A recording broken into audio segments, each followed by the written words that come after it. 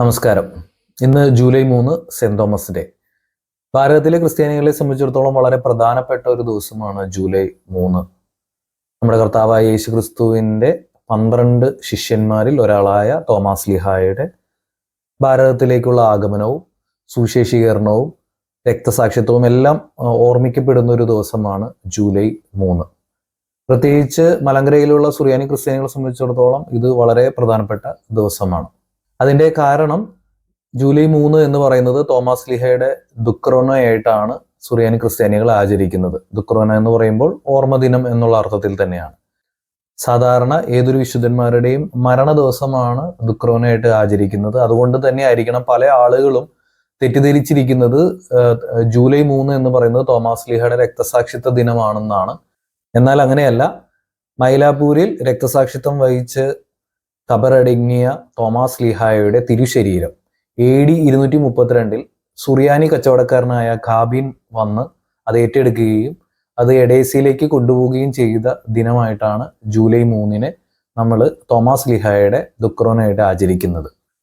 Thomas ലീഹയുടെ യഥാർത്ഥ നാമം യൂദ എന്നാണ്. അദ്ദേഹത്തിൻ്റെ ഗോത്രം യഹൂദ ഗോത്രമായിട്ടാണ് അനുമാനിക്കുന്നത്. അദ്ദേഹത്തിന് തോമ എന്നുള്ള പേര് വരാൻ കാരണം അരാമയ വാക്യായ തോമയുടെ അർത്ഥം ഇരട്ട എന്നാണ്. അദ്ദേഹത്തിന് ഒരു ഇരട്ട സഹോദരൻ ഉണ്ടായിരുന്നു.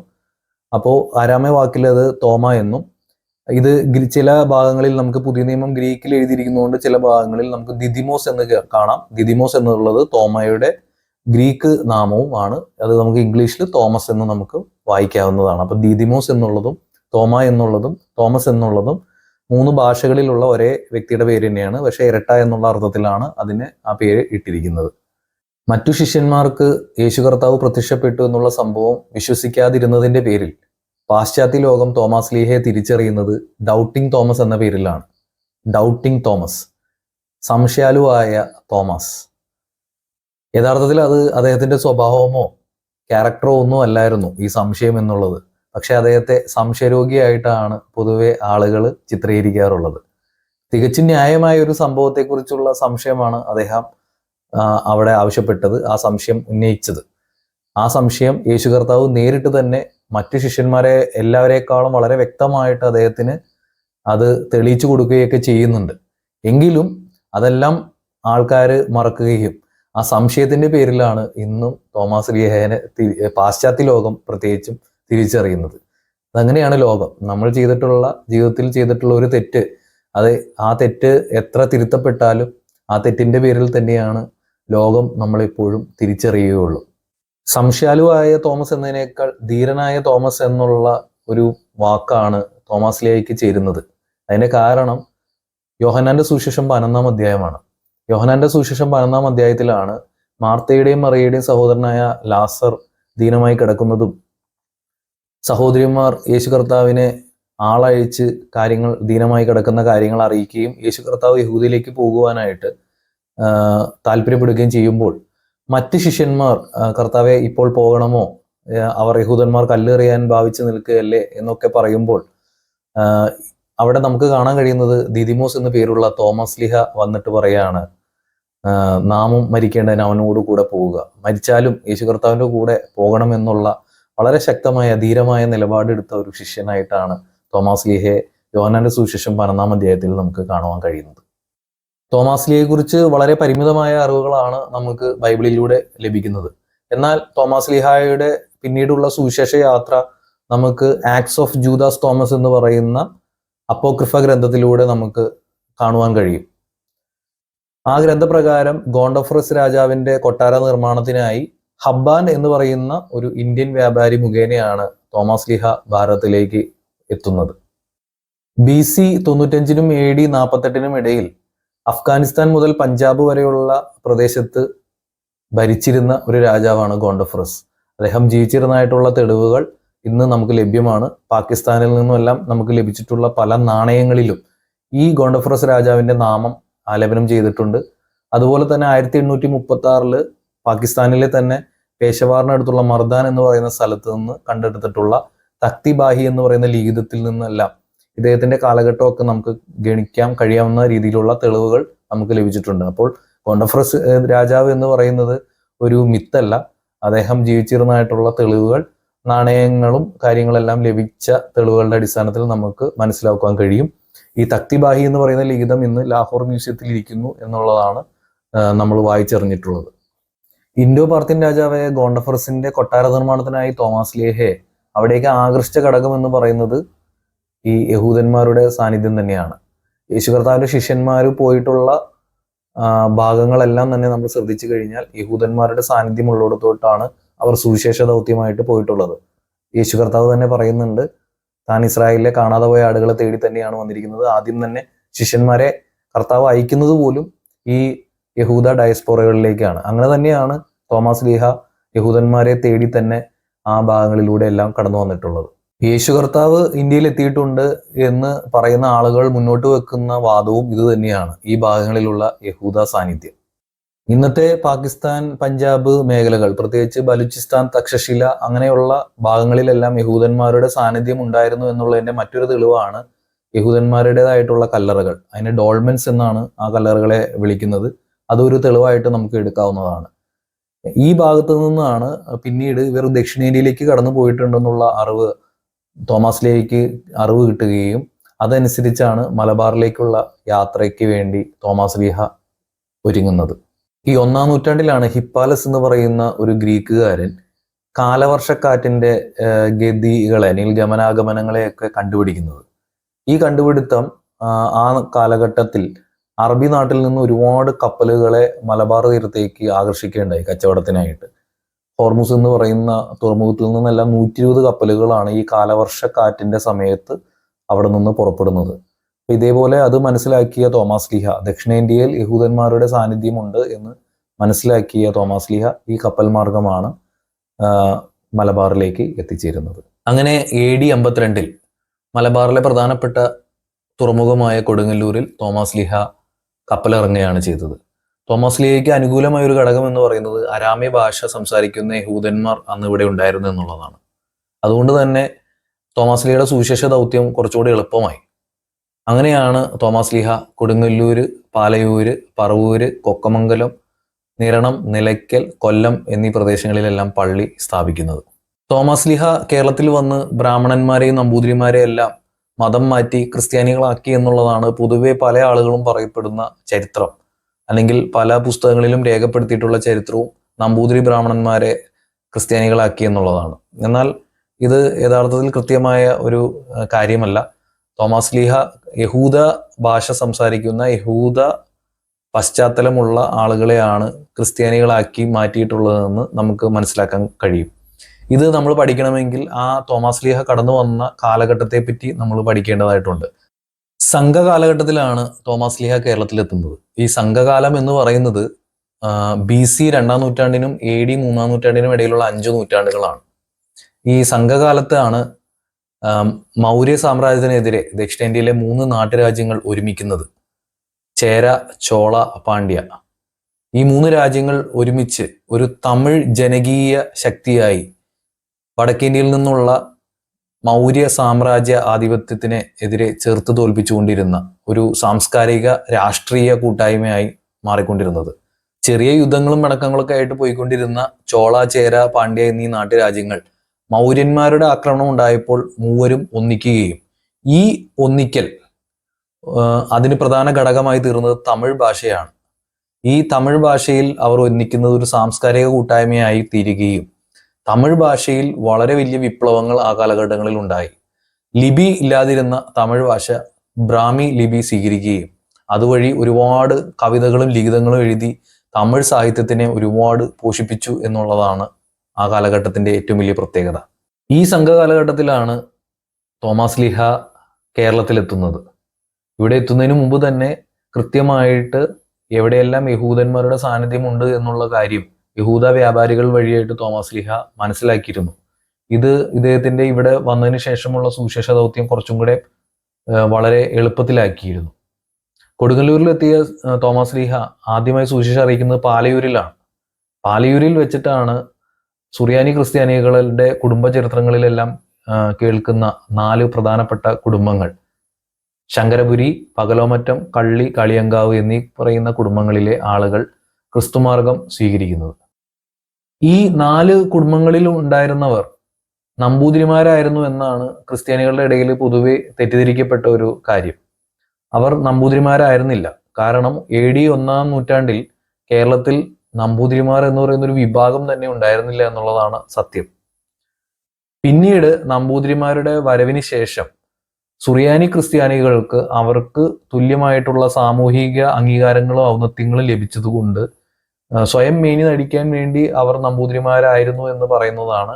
എന്നാൽ നമ്പൂതിരിമാരായിരുന്നില്ല. എന്നാൽ നമ്പൂതിരിമാരുടെ അതേ സോഷ്യൽ സ്റ്റാറ്റസ്, സോഷ്യൽ പ്രിവിലേജസ് കൈകാര്യം ചെയ്തുകൊണ്ടിരുന്ന ഒരു വിഭാഗമായിട്ടുള്ള കുടുംബം തന്നെയാണ് സുറിയാനി ക്രിസ്ത്യാനികളുടെ ആദ്യകാലങ്ങളിലുള്ള ആളുകൾ. അങ്ങനെ പല തെറ്റിദ്ധാരണകളും ഉണ്ടായിട്ടുണ്ട്. ഉദാഹരണത്തിന് ഗോണ്ടഫ്രസ് രാജാവ് മുഖാന്തരമാണ് തോമസ് ലീഹ ഭാരതത്തിലേക്ക് കടന്നു വരുന്നതെങ്കിലും പിന്നീട് ഇവിടെയുള്ള മലങ്കരയിലുള്ള ക്രിസ്ത്യാനികൾ ഈ ആക്സ് ഓഫ് തോമസ് നാടകരൂപത്തിൽ അവതരിപ്പിക്കുമ്പോൾ അത് ഗോണ്ടഫ്രസ് രാജാവിന്റെ കൊട്ടാരം പണിയുന്നതിനല്ല, പകരം ചോള രാജാവിന്റെ കൊട്ടാരം പണിയുന്നതിന് വേണ്ടിയിട്ട് തോമസ് ലീഹ കേരളത്തിൽ എത്തിച്ചേർന്നതാണ്, ഇന്ത്യയിൽ എത്തിച്ചേർന്നതാണെന്നുള്ള രീതിയിലുള്ള പാട്ടുകളിലേക്ക് അത് മാറിയിട്ടുണ്ട്. അത് ഒരുപക്ഷെ ഇവിടെയുള്ള അന്നത്തെ നാട്ടുരാജാക്കന്മാരെ പ്രീതിപ്പെടുത്തുവാനായിരിക്കാം അങ്ങനെ ഒരു മാറ്റി എഴുതിയിരിക്കുന്നത്. എന്തായാലും അങ്ങനെയുള്ള പറഞ്ഞുള്ള ചരിത്രങ്ങളും ഇങ്ങനെ കുറെ തെറ്റിദ്ധാരണകൾ ഉണ്ടാക്കിയിട്ടുണ്ട്. ഇത്തരത്തിലുള്ള തെറ്റിദ്ധാരണകൾ തോമസ് ലീഹയുടെ ചരിത്രത്തിന്റെ ആധികാരികതയെ ഒരുപാട് ചോദ്യം ചെയ്തിട്ടുണ്ട്.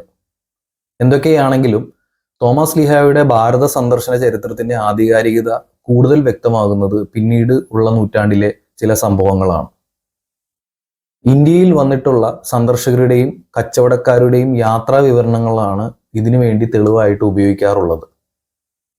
അത്തരത്തിലുള്ളൊരു തെളിവാണ് അലക്സാണ്ട്രിയയിൽ നിന്ന് 2-ാം നൂറ്റാണ്ടിൽ ഇന്ത്യയിൽ വന്നെത്തിയ പാന്തിയൂസിന്റെ യാത്രാ വിവരണം. അലക്സാണ്ട്രിയയിലെ ബിഷപ്പായിരുന്ന ദിമിത്രിയസിന്റെ ആഹ്വാനത്താൽ ഇന്ത്യയിലേക്ക് സുവിശേഷീകരണവുമായി കടന്നു വന്ന പാന്തിയൂസ് ഇന്ത്യയിൽ വരികയും അവിടെ തോമസ് ലീഹാൽ ജ്ഞാനസ്നാനം പ്രാപിച്ച ഒരു കൂട്ടം വിശ്വാസികളെ കാണുകയും അതുപോലെ തന്നെ അവരുടെ ഇടയിൽ എബ്രായ ഭാഷയിൽ എഴുതിയ മത്തായി സ്ലീഹയുടെ സുവിശേഷം കണ്ടു എന്നും രേഖപ്പെടുത്തിയിരിക്കുന്നത് സഭാചരിത്രകാരന്മാരായിട്ടുള്ള യൂസേബിയസും സെന്റ് ജെറോമുമാണ്. ഈ രേഖ പ്രകാരം പാന്തിയൂസ് കേരളത്തിൽ വന്നു എന്ന് നമുക്ക് പൂർണ്ണമായിട്ട് പറയാൻ കഴിയില്ല. അതിന്റെ കാരണം പാന്തിയൂസ് ഇന്ത്യയിൽ വന്നു എന്നുള്ളതാണ് രേഖ.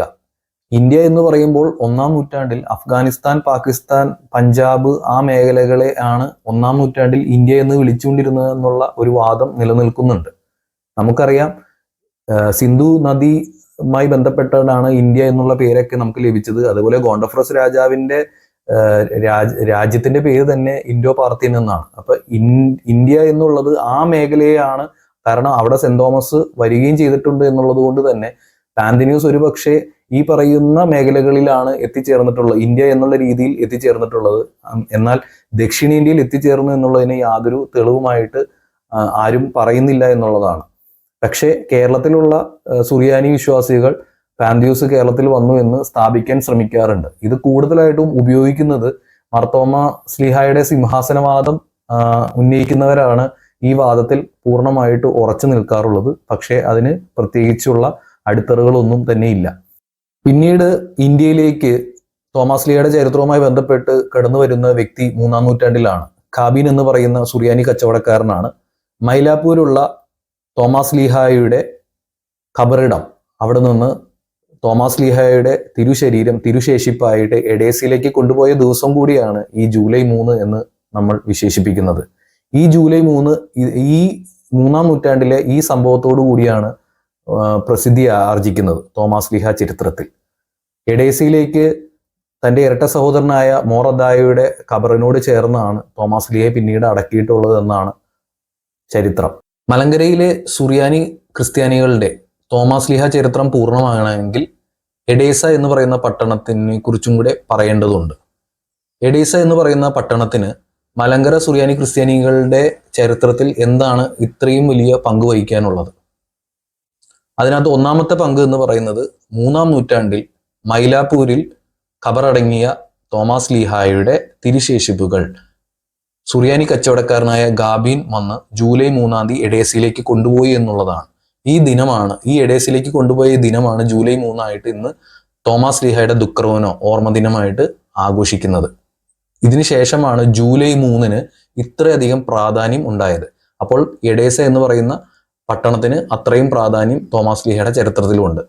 യേശു കർത്താവ് ജീവിച്ചിരുന്ന കാലഘട്ടത്തിൽ 1-ാം നൂറ്റാണ്ടിൽ എഡേസ പട്ടണം ഭരിച്ചുകൊണ്ടിരുന്നത് അബ്ഗാർ 5-ാമൻ രാജാവാണ്, അല്ലെങ്കിൽ അബ്ഗാർ ദ ബ്ലാക്ക്.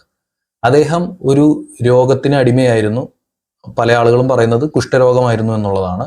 യേശു കർത്താവിന്റെ അത്ഭുത രോഗസൗഖ്യ പ്രവൃത്തികളെ കുറിച്ചൊക്കെ കേട്ടറിഞ്ഞ അബ്ഗാർ രാജാവ് യേശു കർത്താവ് എഡേസ വരെ വരണമെന്നും തന്നെ സൗഖ്യമാക്കണമെന്നും അപേക്ഷിച്ചുകൊണ്ട് ഒരു കത്ത് യേശു കർത്താവിന് അയക്കുകയുണ്ടായി. ഇതിന് മറുപടിയായിട്ട് യേശു കർത്താവ് തനിക്ക് വരാൻ കഴിയില്ലെന്നും പകരം ഒരു ശിഷ്യനെ ഉറപ്പായിട്ടും അയക്കാമെന്നും പറഞ്ഞുകൊണ്ട് മറുപടിയും യേശു കർത്താവ് അബ്ഗാർ രാജാവിന് കൊടുക്കുന്നുണ്ട്. പിന്നീട് ഈ പറയുന്ന എഡേസ പ്രദേശത്തേക്ക് സുവിശേഷവുമായി പോയത് തോമാസ് ലീഹായുടെ ഇരട്ട സഹോദരനായ മോർ അദ്ദായിയാണ്. അദ്ദേഹം അവിടെ കടന്നു പോവുകയും അബ്ഗാർ രാജാവ് സൗഖ്യം പ്രാപിക്കുകയും അബ്ഗാർ രാജാവും ആ രാജ്യത്തിലുള്ള ആളുകളും ക്രിസ്ത്യാനിത്വം സ്വീകരിക്കുകയാണ് ചെയ്തിട്ടുള്ളത്. പിന്നീട് എഡേസ എന്ന് പറയുന്ന പട്ടണം സുറിയാനി ക്രിസ്ത്യാനികളുടെ ഒരു പ്രധാനപ്പെട്ട കേന്ദ്രമായി മാറുകയാണ് ഉണ്ടായിട്ടുള്ളത്.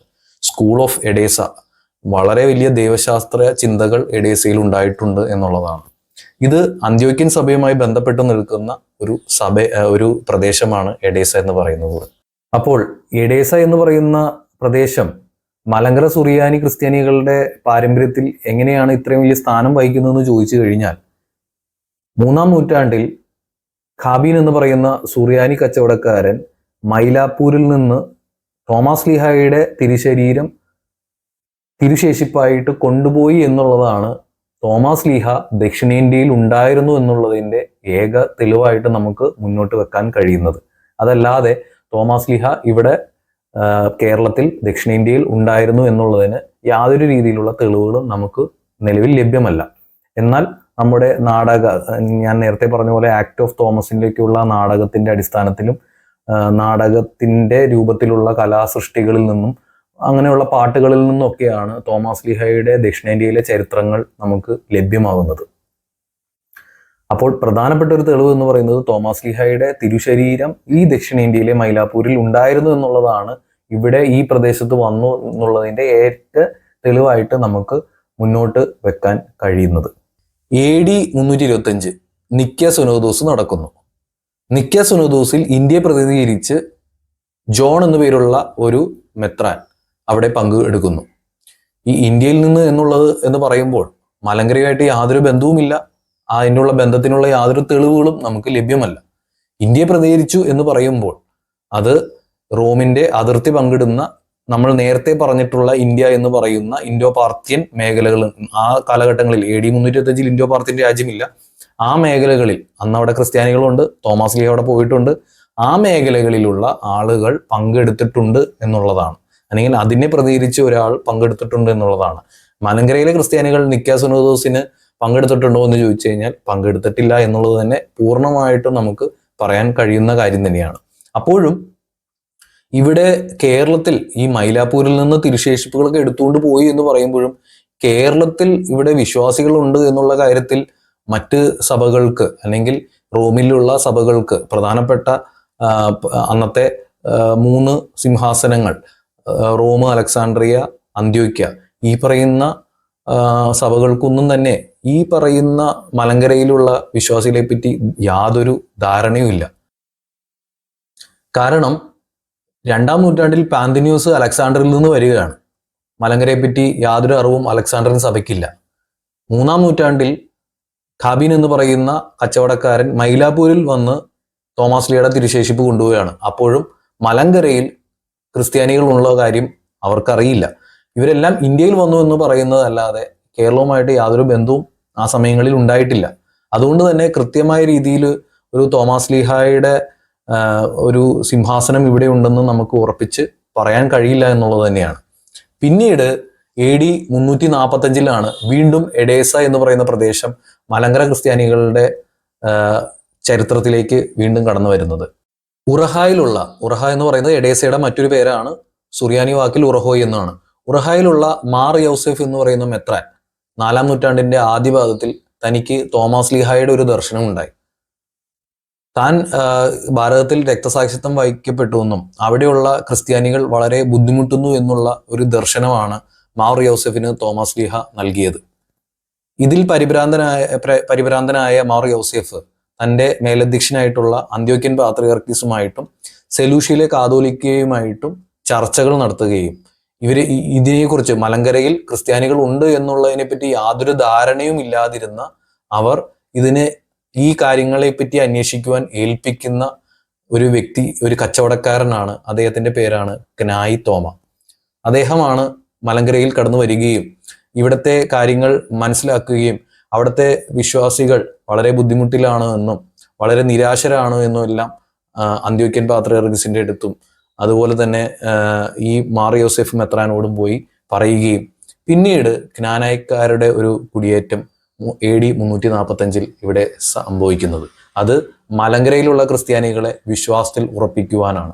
അന്നു മുതൽ തന്നെ സുറിയാനി ഓർത്തഡോക്സ് സഭ അല്ലെങ്കിൽ അന്ത്യോക്യൻ ഓർത്തഡോക്സ് സഭയുമായിട്ടുള്ള ബന്ധം മലങ്കരയിലുള്ള വിശ്വാസികൾക്ക് ഉണ്ടാകുകയാണ്.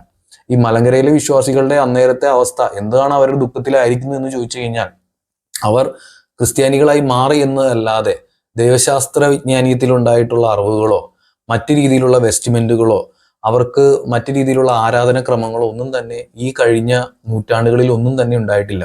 വളരെ ഒറ്റപ്പെട്ട് ഉണ്ടായിരുന്ന ഒരു വിഭാഗം മാത്രമാണ്. അവർക്ക് അപ്പോസ്തോലികത്വവുമായിട്ട് കടന്നു വരുന്നത് ക്നായി തോമയുടെ AD 345 തൻ്റെ കുടുംബം അല്ലെങ്കിൽ ക്നാനായക്കാരുടെ കുടിയേറ്റത്തിലാണ് അവർക്ക് സംഭവിക്കുന്നത്. അന്നു മുതൽ സുറിയാനി സഭയുമായി, അന്ത്യോക്യയിലെ സുറിയാനി സഭയുമായിട്ട് മലങ്കര ബന്ധപ്പെടുകയാണ്. ഇത് നിരാകരിക്കുന്ന ഒരുപാട് ആളുകളുണ്ട്. പക്ഷെ കൃത്യമായി ചരിത്രം പഠിച്ചു കഴിഞ്ഞാൽ ഇങ്ങനെ തന്നെയാണ് എന്ന് നമുക്ക് മനസ്സിലാക്കാൻ കഴിയും.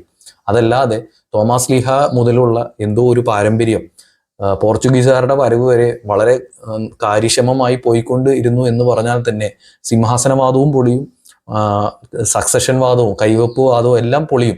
പിന്നെ അതുമാത്രമല്ല നിക്ക സുനഹദോസുമായിട്ടോ അല്ലെങ്കിൽ യാതൊരു സുനഹദോസുമായി ബന്ധമില്ലാത്തവർ ആഗോളതലത്തിലുള്ള ഏകവും സത്യവും അപ്പോസ്തോലികവും കാതോലികവുമായിട്ടുള്ള സഭയുടെ അംഗങ്ങളായിട്ട് ഇരിക്കാൻ പോലും കഴിയാത്ത രീതിയിലേക്ക് നമ്മൾ പോകും. പക്ഷെ ഇത് കണക്ട് ആകുന്നത്, ആ കൂട്ടായ്മ കണക്ട് ആകുന്നത് AD 345 ക്നായി തോമയുടെ വരവോടുകൂടിയാണ്.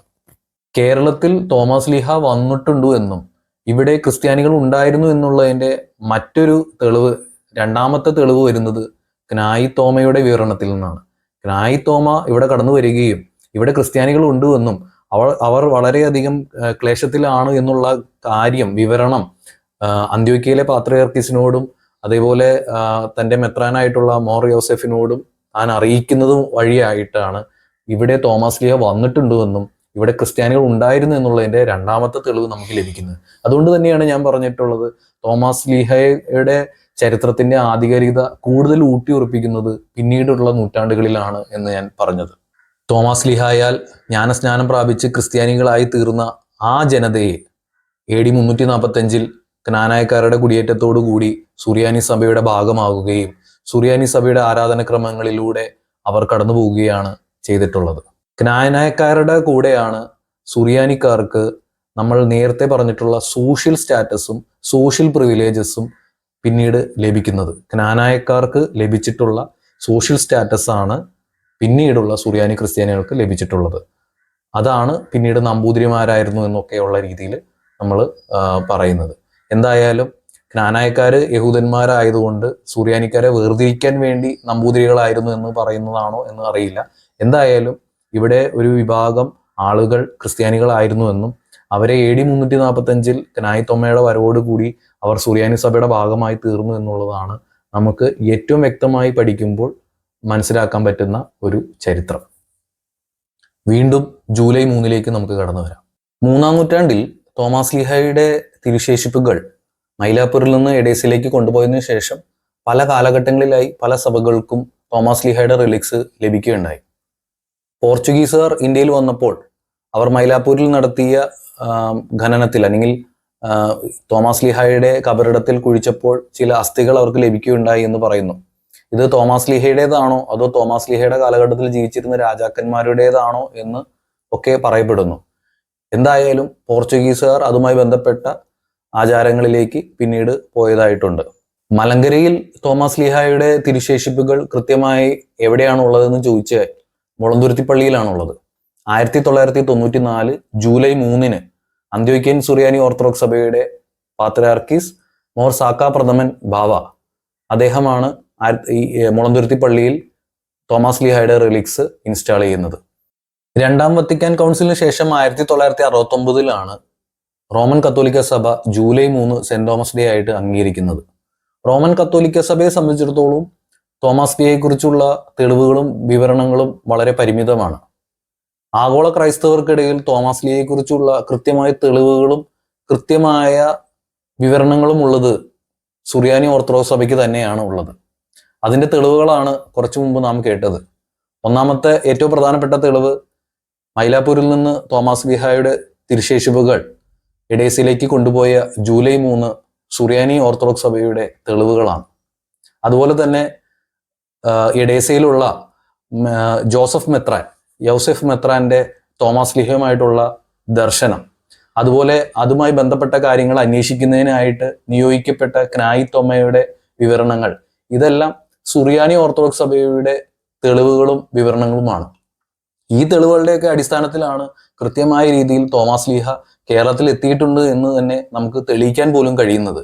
അതുപോലെ തന്നെ തോമസ് ലീഹയെക്കുറിച്ചുള്ള പ്രാർത്ഥനകളും അദ്ദേഹത്തെ ഭാരതത്തിന്റെ അപ്പോസ്തോലനായിട്ട് കൃത്യമായി അംഗീകരിക്കുന്നതും സുറിയാനി ഓർത്തഡോക്സ് സഭ തന്നെയാണ്. ഓരോ വർഷവും ജൂലൈ 3 തോമസ് ലീഹയെ ഓർക്കുമ്പോഴും കഴിഞ്ഞ ചില വർഷങ്ങളായിട്ട് നമ്മൾ ചിന്തിച്ചു കഴിഞ്ഞാൽ തോമസ് ലീഹയെ പറ്റി ഓർക്കുന്നത് പോലും പല തർക്കങ്ങളിലേക്കാണ് അത് നയിക്കുന്നത് തന്നെ. എന്ന് പറഞ്ഞാൽ ധീരനായ ഒരു സുവിശേഷകനായിരുന്ന ഭാരതത്തിന്റെ അപ്പോസ്തോലനായ ഭാരതത്തിന്റെ സ്വന്തം സഹതയായ യേശു കർത്താവിന്റെ നേരിട്ടുള്ള ശിഷ്യന്മാരിൽ ഒരാളായ തോമസ് ലീഹായെ മലങ്കരയിലുള്ള സഭകൾ ഉപയോഗിക്കുന്നത് തർക്കങ്ങൾക്കും സിംഹാസനവാദങ്ങൾക്കുമാണ് എന്നുള്ളത് വളരെ പരിതാപകരമായിട്ടുള്ള ഒരു കാര്യം തന്നെയാണ്.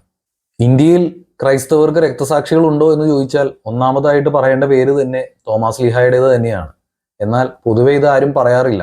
സഭാ തർക്കങ്ങളിൽ ഇടപെട്ടിട്ടുള്ള ആളുകളെയൊക്കെയാണ് സഹദാന്മാരായിട്ട് ഇന്ത്യയിൽ പല ആൾക്കാരും കരുതിയിരിക്കുന്നത്. എന്നാൽ തോമസ് ലീഹ സഹതയാണ്. എന്തുകൊണ്ടാണ് ഇവർ അത് അംഗീകരിക്കാത്തത്? ഒരുപക്ഷെ തോമസ് ലീഹ വിദേശി ആയതുകൊണ്ടായിരിക്കാം അത് അംഗീകരിക്കാനുള്ള ബുദ്ധിമുട്ടുണ്ടാകുന്നത്.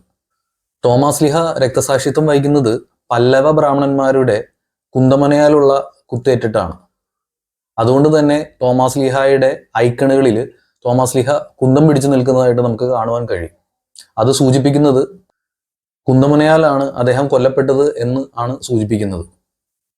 ആഗോള ക്രൈസ്തവർക്കിടയിൽ ഭാരതത്തിന്റെ യശസ് ഉയർത്തുന്ന ചരിത്രം തന്നെയാണ് തോമസ് ലീഹായുടേത്.